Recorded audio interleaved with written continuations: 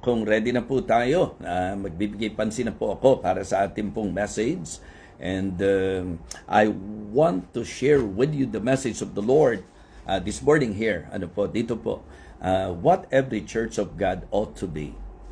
Kapag ka po tayo kiniklaim natin na tayo po ay church ng Panginoon, ang church po natin ay sa Panginoon, ano ang nararapat sa atin? Ano tayo dapat? What every church of God ought to be. Siguro po magandang bigyan pansin po natin ang Matthew chapter 28. I would like to share with you Matthew chapter 28 verses 18 to 20. Okay, and Jesus came and spake unto them, saying, All power is given unto me in heaven and in earth. Go ye therefore and teach all nations, baptizing them in the name of the Father, and of the Son, and of the Holy Ghost, teaching them to observe all things whatsoever I have commanded you. And lo, I am with you always, even unto the end of the world. Palain po ang pagbasa natin ng salita ng Diyos na pagsasalu-saluhan po natin ngayong sandaling ito. Let us pray. Our gracious, loving God, our Father in heaven, we would like to again thank you and praise you for this great opportunity of sharing thy precious words. Thank you po sa mga viewers ng Believer's Breakfast. May you continue to bless them, talk to them, and help them, O God, na talagang patuloy na mag-grow spiritually. And may you use your humble servant to somehow teach them your instruction, Heavenly Father, and share to them the message that you would like them to hear. Again, I'd like to commit to you this Bible sharing, O God. Ito po ang aming panalangin sa pangalan po ng aming Panginoong Jesus. Amen. Amen. Okay, so ngayon pong sandaling ito, ang nais ko po ay ang magbigay ng mensahe na magpapaalala because sometimes we are very confident that we are claiming na tayo po ang church ng Panginoon, but I believe it is very important to be consistent that if our claim, tayo po ay gawain ng Panginoon, church ng Panginoon, ano tayo dapat? Di po ba?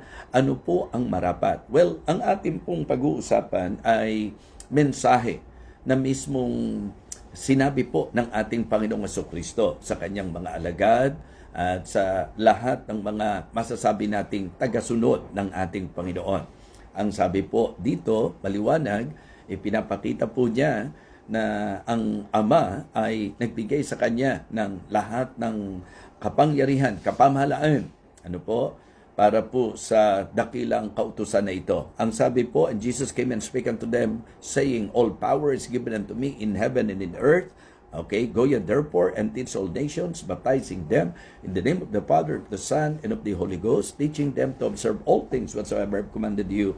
And lo, I am with you always, even unto the end of the world. Mga taga-subaybay, siguro po maganda na kung tayo po ay nag-aangkin, na tayo po ay Kristiyano, at inaangkin po natin na tayo po ay church ng Panginoon or gawain ng Panginoon. Siguro po sa general term, yan po ang nagagamit natin, gawain ng Panginoon. If we consider our church as God's church, ano tayo nararapat? Yan po ang pinaka masasabi nating sentro. Hindi natin pag-uusapan dito kung kailan itinayo po yung church na pinagtatalunan po kahit na ng mga nag-aaral ng Bible, hati po ang marami dyan. Well, for me, ang laging concern ko po, hindi po yung kung kailan, kundi yung pong uri ng church na itinayo ng Panginoon. The kind of church na itinayo ng Panginoon. Kasi one thing na tayo po'y mag-claim. Pero isang napakahalagang bagay na mapagtibay po ang ating claim. Kumbaga, don't just claim that you are a believer. You prove to the people, you prove to them that you are indeed a genuine believer. Di po ba? Isang bagay po yun eh. Isang bagay po yun. Kaya nga sabi ko, ang tunay na gawain ng Panginoon at ang tunay na church ng Panginoon ay mapagtitibay hindi lang sa claim, kundi doon sa manifestation ng masasabi nating inaasahan sa tunay na church ng Panginoon. Siguro po, alam niyo po yung record doon po sa Book of Acts na ipinakita that when the Apostle Peter preached nung pong Day of Pentecost, nakita niyo po na talagang napakarami pong nasave. At yung pattern, makikita nyo na doon po sa record ang tunay na mga nasave, ang tunay na gawain ng Panginoon ay dapat kakitaan ng mga mahalagang bagay na magiging pagpapatibay ng pagiging nasa sa Panginoon. Halimbawa po, yung pong pamilyar po sa atin, after Peter preached, ang sabi po ng verse number 41 ng Acts chapter 2, okay, then they that gladly received His word were baptized.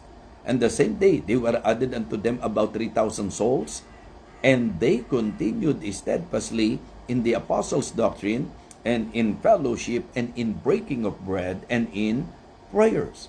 So makikita nyo po na sa record, yung talagang totoong Kristiyano at yung mga totoong na-save at yung totoong gawain ng Panginoon, ito po ay nahayag sa pamagitan ng mga kapahayagan mismo ng inaasahan sa mga nasa Panginoon. Di po ba? And they continued steadfastly.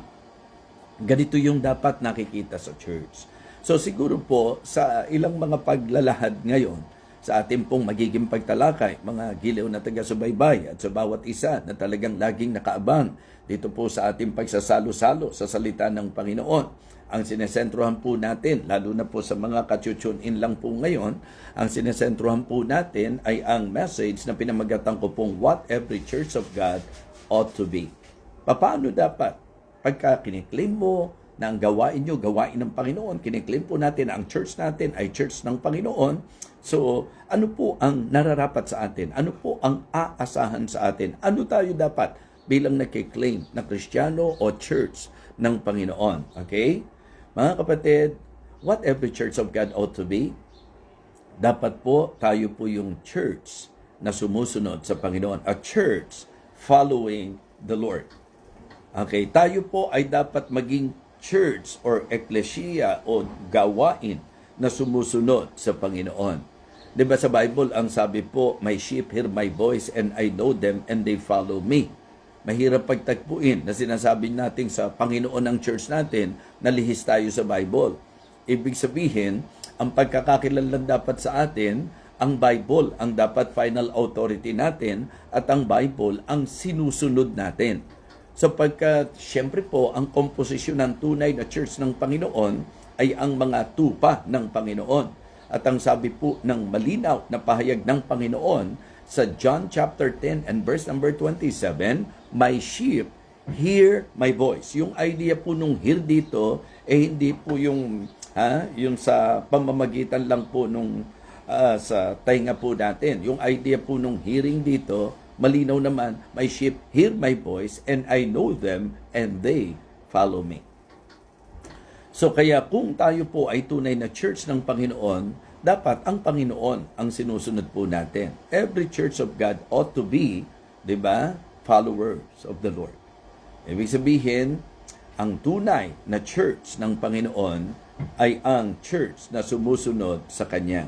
Ang sabi po, mga kapatid, ng 1 Peter chapter 2 and verse number 21, diba, na ang ating Panginoon, binigyan tayo ng example. Malinaw po yun, that Christ also suffered for us, leaving us an example that we should follow His steps.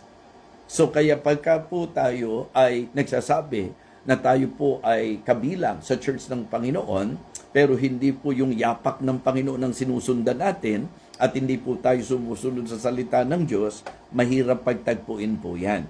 So, it means to say na ang tunay na church ng Panginoon, dapat sila po ay maging church na sumusunod sa Panginoon. Amen? A church following the Lord. Second, dapat po tayo po yung church na tumutupad sa Great Commission. A church fulfilling the Great Commission. Tayo po ay dapat maging church na gumaganap, tumutupad sa Great Commission. That is exactly what the Bible said, in our text. Go ye therefore and teach all nations. So ito po ay hindi utos sa isang individual.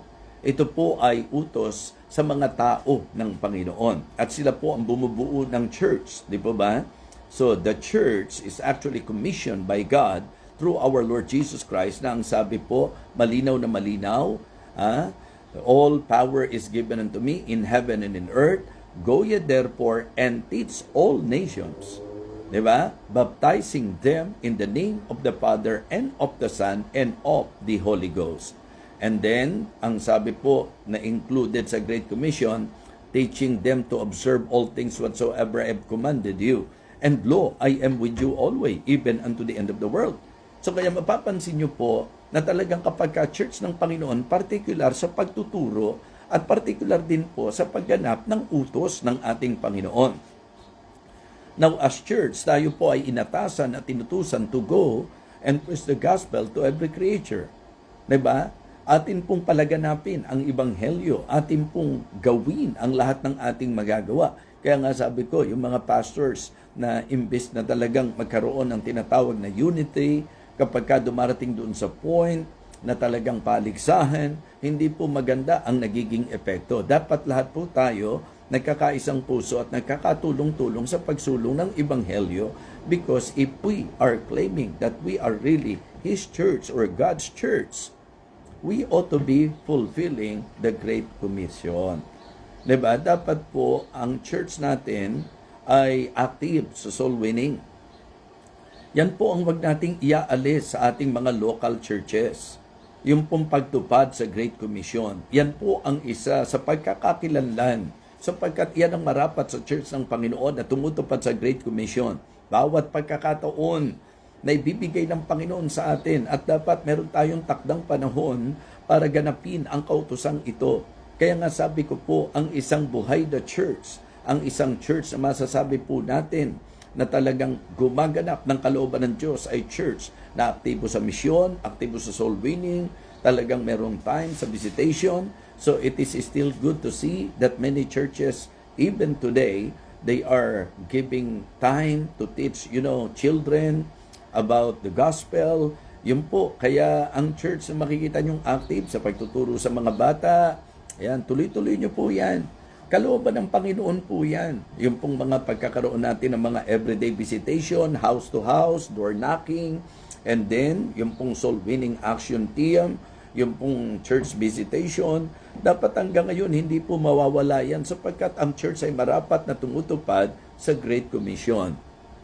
Opo, kaya importante po. At pag pinag-usapan natin ang Great Commission, ang ating isa sa laging sinesentruhan, yung pong Acts chapter 1, verse number 8, "But ye shall receive power after that the Holy Ghost is come upon you, and ye shall be witnesses unto me, both in Jerusalem and in Judea, and in all Judea, and in Samaria, and unto the uttermost part of the earth."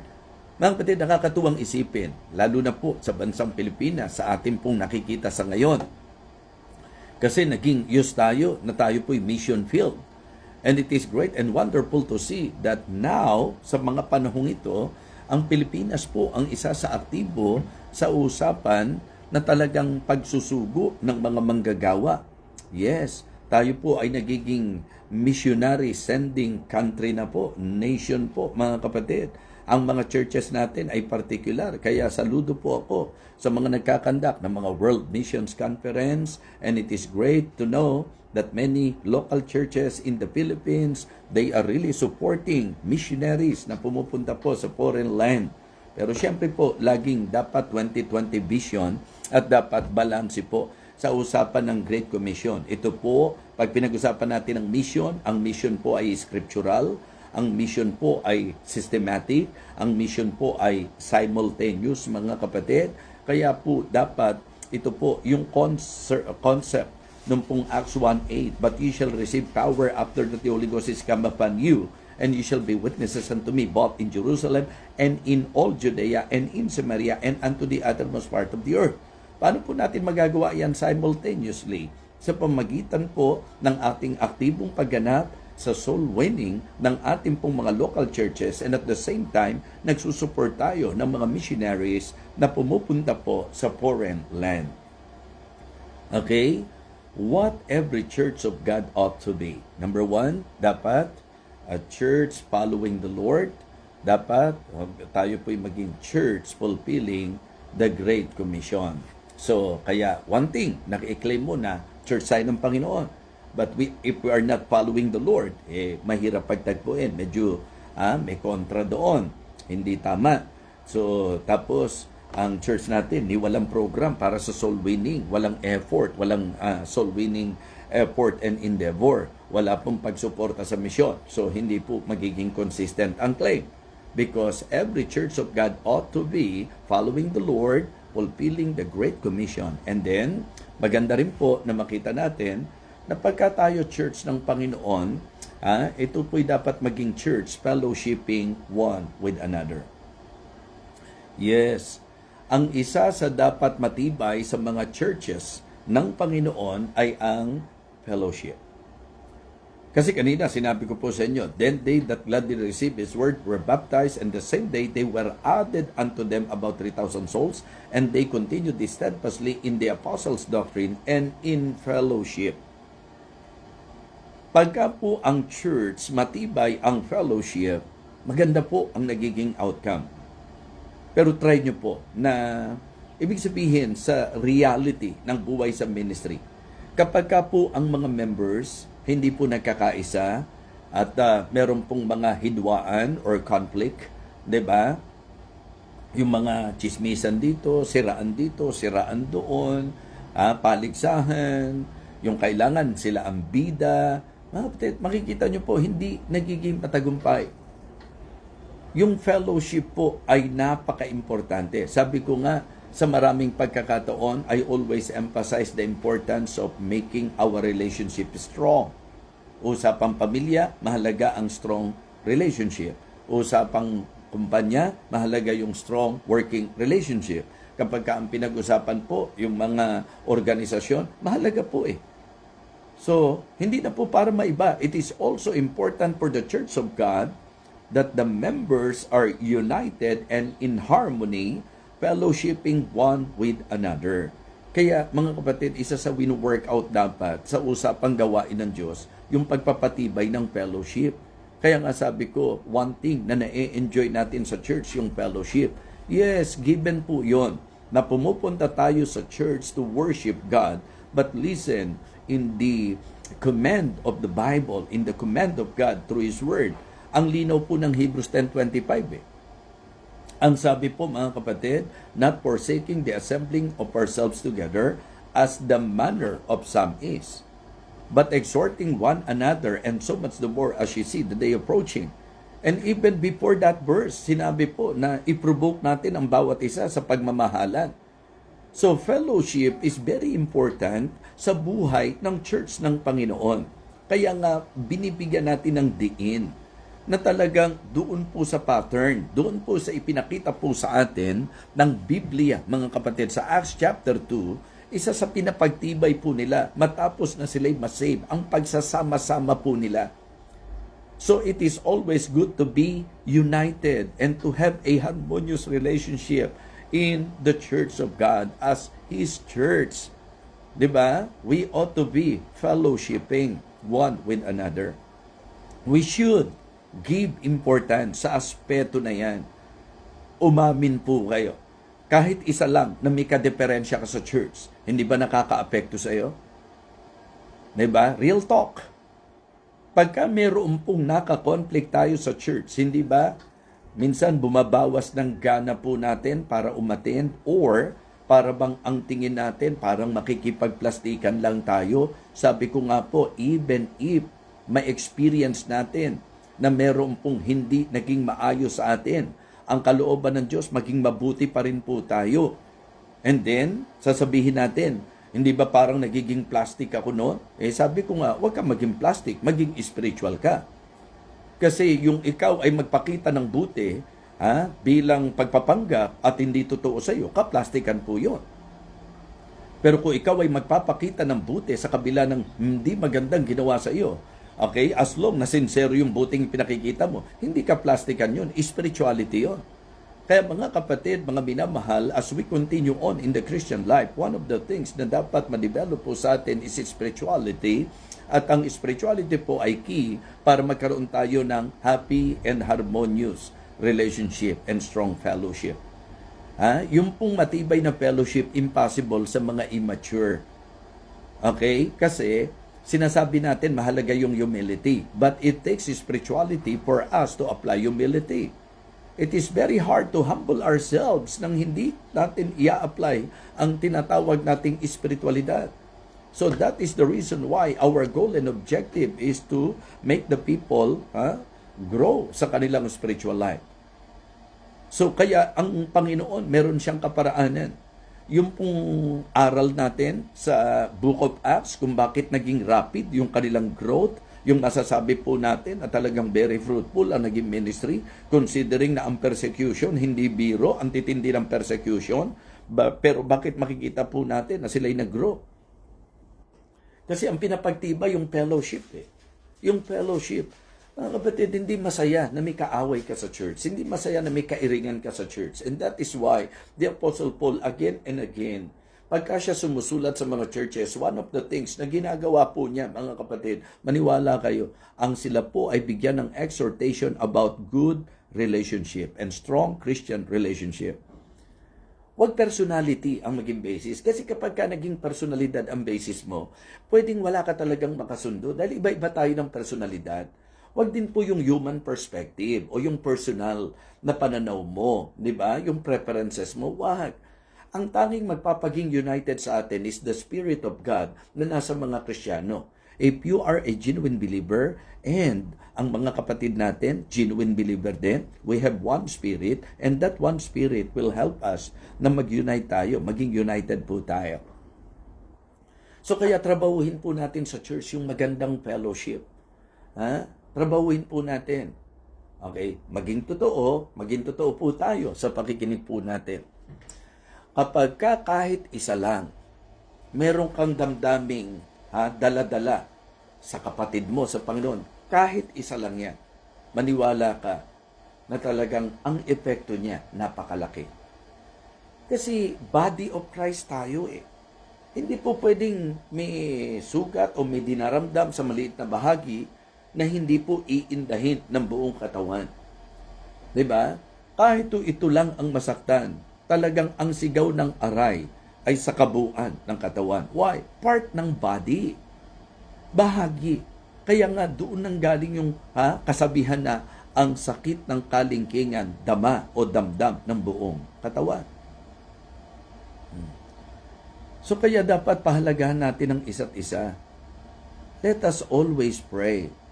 Mas masaya po, mga kapatid, yung payapa kayo. Mas masaya po yun.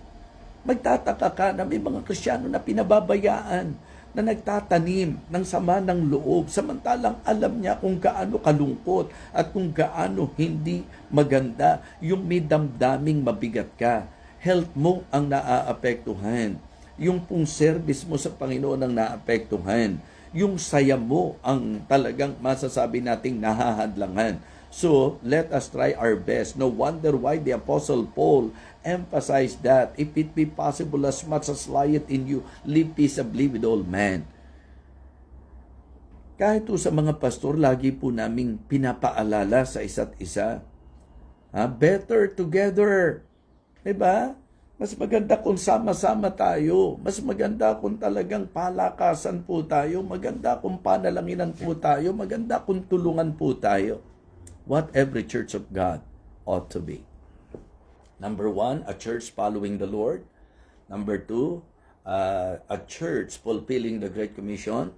Number 3, a church fellowshipping one with another. Gusto ko po yung sinabi ng Hebrews 10:24 and let us consider one another to provoke unto love and to good works. And then, tsaka po binanggit yung not forsaking the assembling of ourselves together as the manner of some is. Walang kokontra. Worship ang main reason kung bakit tayo pumupunta sa church bilang pagsunod sa Diyos. Pero ang nasasakupan ng pagpapadalo sa atin ay ang layunin na maging lakas tayo ng isa't isa. Exhorting one another. And so much the more as you see the day approaching. Alam nyo, sabi po nung sulat ni John, di ba? Kasi may mga pagkakataon po, easily, nagkiklaim tayo. Sinasabi natin, talagang Kristiyano tayo. Nasa kaliwanagan tayo. Pero alam niyo po ang sabi ni John, but if we walk in the light, we have fellowship one with another. So kaya, Kristiyano, talagang ang dapat makita natin na inaasahan at dapat bilang church ng Panginoon, fellowshipping one with another's. Okay? Next. A church forbearing one another. A church forbearing one another. Kasi nga po, iba-iba tayo ng ugali, iba-iba tayo ng level of spirituality, iba-iba tayo ng personalidad, iba-iba tayo ng pananaw. May tendency po na dahil magkakaiba tayo, magkakasakitan tayo, darating doon sa point, whether intentional or not intentional, magiging katitisuran tayo ng iba. Pero sabi ko nga, at itinuro ni Pablo na mangagdalahan kayo sa isa't isa. Kumbaga, mangag-abutan kayo, mag-unawaan kayo, mangagtiisan kayo sa isa't isa. Diba? Forbearing one another even as Christ, mga kapatid. Malinaw po yan. Diba? Kung paano pinatawad tayo ng Panginoon, ganun din po, patawarin natin ang isa't isa. Doon po sa Ephesians chapter 4 and verse number 2, ang sabi po ng Bible, malinaw na malinaw, with all lowliness and meekness, with long suffering, forbearing one another in love. It takes love for me to become forbearing. Mahirap maging forbearing po kapag walang pagmamahal. Mga kapatid, just try to imagine, sa church, kung di natin i-apply ang forbearance, yung forbearing one another, sino pa po magkakaayos? Kasi sabi ko nga, whether intentional or not intentional, there is the tendency na ako walang kainte-intensyon nakapagbitaw ng salita na pwedeng makasakit, or meron talaga na napaka-tactless magsalita. If we will not learn to forbear, mga kapatid, anong magiging outcome? So every church of God ought to be forbearing, forbearing one another. Romans chapter 15 verse 1, ito madalas kong binabanggit, kasama to sa tinalakay ko. We then that are strong ought to bear the infirmities of the weak. Kung tinitingnan mo spiritual ka, talagang pakita mo. 'Di ba? Matuto kang magdala, matuto kang umabot, matuto kang umunawa. Napakahalaga po niyan. So forbearing one another. And then, laging karugtong to, forgiving. Ought to be forgiving one another din po yan. A church forgiving one another. So, nakailan na po tayo sa isang napakabilis na presentation. Dapat sa church ng Panginoon, una, a church following the Lord. Ikalawa, a church fulfilling the Great Commission. Pangatlo, a church fellowshipping one with another. Pang-apat, a church forbearing one another. At ang last, mga kapatid, a church forgiving one another. Ang message na ito ay napakahalaga sapagkat halos araw-araw kakailanganin po natin ito. Agree? Agree po ba kayo, mga kapatid? Na ang usapang patawaran at pagpapatawad, araw-araw kakailanganin po natin ito. 'Di ba? So, bawat araw kailangan po natin ito. Bakit? Kasi posible po na meron at merong, sabi ko nga, nililinaw ko, kahit not intentional, pwedeng maka-hurt sa atin. Walang intensyon, pero nakapagsalita ka, walang intensyon, nakagawa ka ng hindi pala magiging ayon sa inaasahan. So kaya it is good to somehow apply and practice the forgiving spirit. And that is very clear in the Word of God. Itinuro po sa ating maraming beses po yan ng salita ng Diyos. Diba? To forbear and to forgive, mga kapatid. Yung idea kasi nung forget, let us face the fact na hindi naman po talaga ang ibig sabihin yan, yung hindi mo na naaalala. Yung idea po kasi, nung pagpapatawad ng Panginoon, and your sins and your iniquities will I remember no more. Hindi ibig sabihin nakakalimot ang Diyos. Alam niya lahat po yan. Pero mas pinipili ng Diyos na kapag ka nagpatawad, hindi na dapat nagdudwell at hindi na po yon ang issue kung ano po yung nagawa ng kapwa mo. So kaya nagkakaroon tayo ng masasabi po nating paulit-ulit na sitwasyon. Kasi sinasabi natin, nagpatawad tayo. Pero kapag dumating yung point na nagka-problema uli, ibabalik na naman po natin yung mga dating pangyayari. So, hindi tama. Kaya nga ang pattern po natin, Kung paanong nagpatawad ang Panginoon, ganun din, magpatawad tayo. Di ba kanina sinabi ko po sa inyo, sa usapan ng forbearing one another, sa Colossians chapter 3 and verse number 13, di ba sinabi po doon, forbearing one another. Tapos ang ipinunto as, even as Christ forgave you, so also do ye. Yun po ang sinabi po ni Apostol Pablo sa kanila. Sa idea po ng forbearing one another, kaugnay, yung tinatawag nating patawaran. Ephesians chapter 4, verse number 42. And be a kind one to another, tender-hearted, forgiving one another, even as God for Christ's sake hath forgiven you. So napakahalaga ng ating pong tinatalakay nito because kapag kinlaim mo na ikaw ay sa Panginoon, pagka kinlaim po natin na ang church natin sa Panginoon, so dapat nandoon po yung dobling pag-iingat at dapat makita yung aasahan sa mga nagsasabing church ng Panginoon. Sa Matthew chapter 6 and verse number 14, di ba malinaw po doon sa turo ng pananalangin, for if you forgive men their trespasses, your heavenly Father will also forgive you. So, sa kabilang panig nito, pag hindi ka nagpatawad, ano na po ang lalabas? So, kaya napakaganda na ang bawat mga nagkiklaim na tayo ay church ng Panginoon, maging particular at i-observe po natin ang mga dapat at nararapat sa church ng Panginoon. Diba? Tayo po'y dapat malinaw sa ating tinalakay, a church following the Lord. Diba? Nakikinig sa tinig ng Panginoon, sumusunod, ginagawa ang kalooban ng Panginoon. Biblia ang ating batayan kasi ang Biblia ang salita ng Panginoon. A church following the Lord. A church fulfilling the Great Commission. At ang Great Commission is not just to preach the gospel, but to make disciples. Diba? Kadalasan, ang Baptist po, yan ang pagkukulang Sisipag nating humayo, makapagdadala tayo ng bisita. Pero ano po ang nagiging problema? Follow up. Anong nagiging problema? Yung hina sa discipleship. At ang masakit niyan, mahina na nga po sa discipleship, nakikita pang hindi maganda samahan sa loob ng gawain. Napapansin niyo po ba yun mga kapatid? Mangi-invite ka. Pagka nag-invite ka, okay, di naka-attend sa church. And then pagkatapos nun, mag-i-invite ka na naman ng iba. Kamusta yung in-invite mo? Teaching them to observe all things whatsoever I have commanded you, and lo, I am with you always, even unto the end of the world. Ang problema nga po, hindi mo na na-disciple, tapos sa pag-attend niya, ang nakikita pa niya, ba't sila nagsisiraan? Ba't sila parang nagpapaligsahan? Bakit sila hindi ayos ang relasyon sa isa't isa? Di problema. Kaya nga sabi ko po, a church following the Lord, a church fulfilling the Great Commission, a church fellowshipping one with another, patibayin po natin ang fellowship natin. Naiisahan tayo ng diablo kapag di ba minsan may mga taong ganun, parang ang enjoyment nila, talagang iparamdam niya na galit siya.